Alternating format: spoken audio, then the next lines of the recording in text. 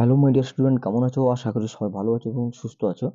আমরা যে প্রশ্ন বিচিত্রা করেছিলাম দশম শ্রেণীর বাংলার প্রত্যেকটা স্কুল আমরা করেছিলাম।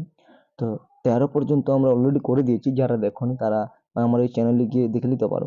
আজকে আমরা 14 নম্বর স্কুল করব, যে মালদা জেলা স্কুল। তো চলো বেশি কথা না বলে আমরা কিন্তু শুরু করি। দেখো 14 নম্বর স্কুলের প্রথমে কি রয়েছে দেখে নাও। প্রথম প্রশ্নটা বলছে যে, আচ্ছা আমরা বলে দিই যে এমসিকিউ গুলো করবো না, এসিকিউ গুলো করবো। দেখো, তপনের দুইবার জ্ঞানচক্ষু লাভ কি কি বিষয় ঘটছে। দেখো, দুইবার হয়েছিল 14 নম্বর স্কুল, আমরা একটু দেখে নিই। দেখো দুবার কি কি হয়েছে। দেখো, প্রথমে হয়েছে এখানে যে তপনের কল্পনায় লেখকরা ছিল ভিন গ্রহের প্রাণী, কিন্তু তার এই ভ্রান্ত ধারণা দূর হয়ে যায় তার নতুন মেশোকে দেখে। দ্বিতীয় হচ্ছে 2 নম্বর, যে তপন নিজের লেখা পড়তে গিয়ে দেখে তার মেশো আগাগোড়া কারেকশন করে দিয়েছেন। এই ঘটনার অভিপ্রায়ে নিজেকে অপমানিত ভেবে তার জ্ঞানচক্ষুর প্রকৃত উন্মেষ ঘটে। এরপরে দেখো 2 বলেছে যে সমানি সম শীর্ষানি ঘনানি বিরলানি চ। এই লাইনটা খুব গুরুত্বপূর্ণ। বাক্যটির অর্থ কি? দেখো, এই বাক্যটার অর্থ হবে, দেখো, যে সব অক্ষর সমান, প্রতিটি ছত্র সুশৃঙ্খল পরিচ্ছন্ন। এরপরে 2-3, যে যুদ্ধকে রক্তের এক আগ্নেয় পাহাড়ের মতো তুলনা কবি কেন করেছেন বলে তোমার মনে হয়?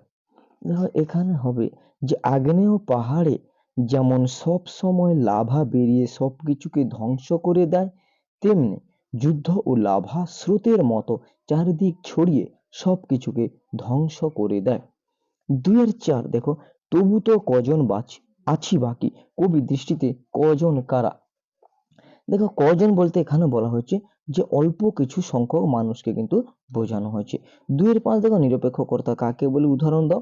দেখো, এখানে আমি লিখিনি। নিরপেক্ষ কর্তা হচ্ছে যে তোমার অসমাপিকা বাক্যের মধ্যে যদি অসমাপিকা এবং সমাপিকা ক্রিয়া থাকে, ঠিক আছে, যে বাক্যের মধ্যে বাক্যের মধ্যে যদি সমাপিকা সমাপিকা এবং এবং অসমাপিকা ক্রিয়া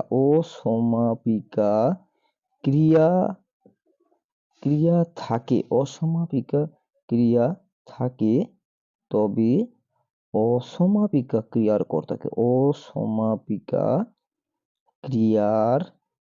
কর্তাকে নিরপেক্ষ কর্তা বলে। এইটা যা উদাহরণ বলেছে, উদাহরণ যেমন যে সূর্য উঠলে অন্ধকার দূর হয়।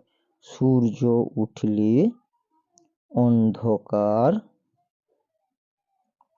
দূর হয়, এখানে সূর্য, ঠিক আছে, অসমাপিকা ক্রিয়া। আচ্ছা, এরপরে দেখো আমরা চলে আসছি 15 নম্বর স্কুলে। 15 নম্বর স্কুলে কি রয়েছে দেখো, প্রথম প্রশ্ন 15 নম্বর স্কুলে রয়েছে যে এইসব মাল মশলা নিয়ে বসে কিসের কথা বলা হয়েছে। এইসব মাল মশলা, দেখো, এইসব মাল মশলা বলতে গল্পের বিষয়বস্তুর কথা বলা হয়েছে, যেখানে এই বয়সের ছেলে মেয়েরা গল্প লিখতে গেলেই তো হয় রাজা রানীর গল্প লেখে, নয়তো খুন জখম অ্যাক্সিডেন্ট অথবা না খেতে পেয়ে মরে যাওয়া, এইসব মাল মশলা নিয়ে লিখতে বসে। দেখো 2-2 বলছে কবির সঙ্গীতে বেজে উঠেছিল। কি বেজে উঠেছিল? দেখো, যে কবির সঙ্গীতে বেজে উঠেছিল সুন্দরের আরাধনা। এরপরে 2-3 দেখো, আমাদের পদ নেই আর, তাহলে আমাদের করণীয় কি? দেখো, হচ্ছে যে মিলেমিশে ঐক্যবদ্ধ ভাবে থাকি, অর্থাৎ আরো বেঁধে বেঁধে থাকি, এটাই হচ্ছে আমাদের করণীয়, যে সবাইকে একসঙ্গে থাকতে হবে। 2-4 দেখো, দুজন সাহিত্যিকের নাম লেখো যাদের নেশা ছিল ফাউন্টেন পেন সংগ্রহ করা। তাহলে এখানে হবে শৈলজানন্দ মুখোপাধ্যায় এবং শরৎচন্দ্র চট্টোপাধ্যায়। এরপরে 2-5 দেখো, বলেছে শব্দ বিভক্তি বলতে কি বোঝো। দেখো, শব্দ বিভক্তি যেসব বিভক্তি শব্দের সঙ্গে যুক্ত হয়ে নামপদ গঠন করে তাদের শব্দ বিভক্তি বলে। যেমন বইতে, তাহলে এখানে বই যুক্ত তে সমান বইতে, তে এ, ঠিক আছে, এটা। এরপরে দেখো আমরা চলে আসি 16 নম্বর স্কুলে। দেখো 16 নম্বর স্কুলে কি রয়েছে, যে প্রথম কোশ্চেন রয়েছে ঘাস জন্মালো রাস্তায়। এই কথা বলার মধ্য দিয়ে কবি কোন ব্যঞ্জনাটি ফুটিয়ে তুলেছেন? এই কথাটির মধ্য দিয়ে, দেখো, কথাটির মধ্য দিয়ে দীর্ঘ সময় অতিক্রান্ত হওয়ার কথাই কিন্তু বোঝানো হয়েছে। 2-2 রয়েছে যে সমুদ্র পাড়ে সেই মুহূর্তে কি ঘটেছিল। 2-2 দেখো, যে সেই মুহূর্তেই দেখা যাচ্ছে নাকি, একটু দেখবে, কষ্ট করে দেখে নিতে হবে একটু, যে সেই মুহূর্তেই তাদের পাড়ায় পাড়ায় মন্দিরে বাজছিল পূজার ঘন্টা। ২-৩ দেখো, সম্বন্ধ পদকে কারক বলা যায় কি না? দেখো, সম্বন্ধ পদকে কারক বলা যায় না, কারণ আমরা জানি যে বিশেষ্য বা বিশেষণের সঙ্গে যদি ক্রিয়াপদের সঙ্গে সম্পর্ক থাকে তাকে কারক বলে, কিন্তু ক্রিয়াপদের সঙ্গে বিশেষ্য বা নামপদের যদি সম্পর্ক না থাকে তাকে অকারক বলে। তাই সম্বন্ধ পদ হচ্ছে কিন্তু অকারক। এরপরে ২-৪ দেখো, বলছে মাথার চুল খাড়া হয়ে উঠলো। কার চুল খাড়া হয়ে উঠলো কেন? দেখো, এখানে হবে উত্তরটা যে তপনের চুল। যে তপন নিজে একটা আস্ত গল্প লিখে ফেলেছে, এখন তাকে লেখক বলা যায় কিনা তা ভেবেই তপনের মাথার চুল খাড়া হয়ে উঠলো। ২-৫ দেখো, কলম তাদের কাছে আজ অস্পৃশ্য। কাদের কাছে কলম আজ অস্পৃশ্য এবং কেন? দেখো, কলম হচ্ছে পকেটমারদের কাছে অস্পৃশ্য।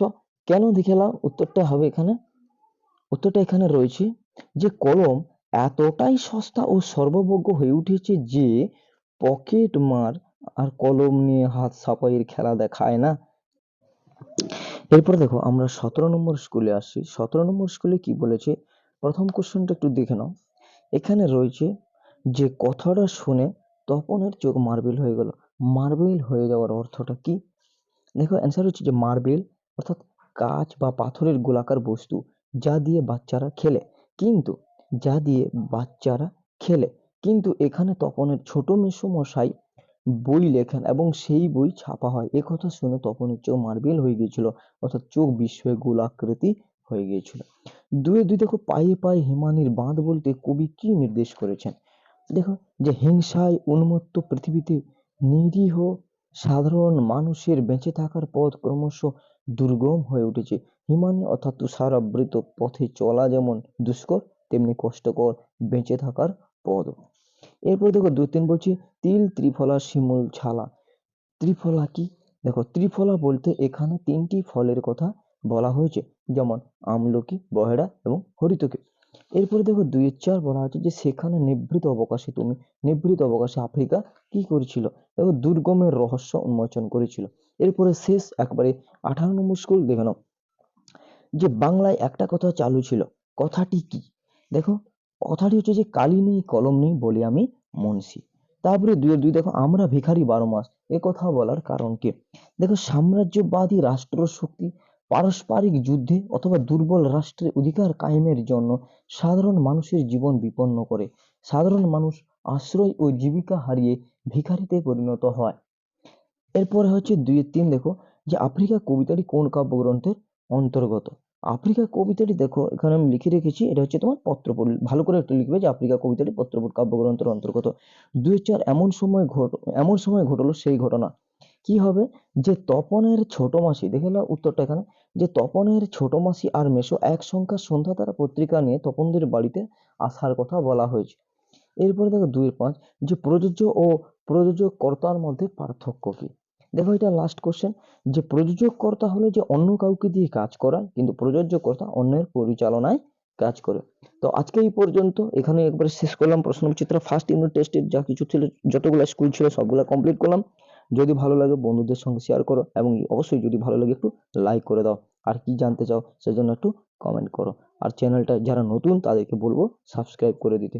তো এতক্ষণ ভিডিওটি দেখার জন্য সবাইকে অসংখ্য ধন্যবাদ। দেখা হবে অন্য কোনো দিন অন্য কোনো ভিডিও নিয়ে। ততক্ষণে সবাই ভালো থাকো এবং সুস্থ থাকো।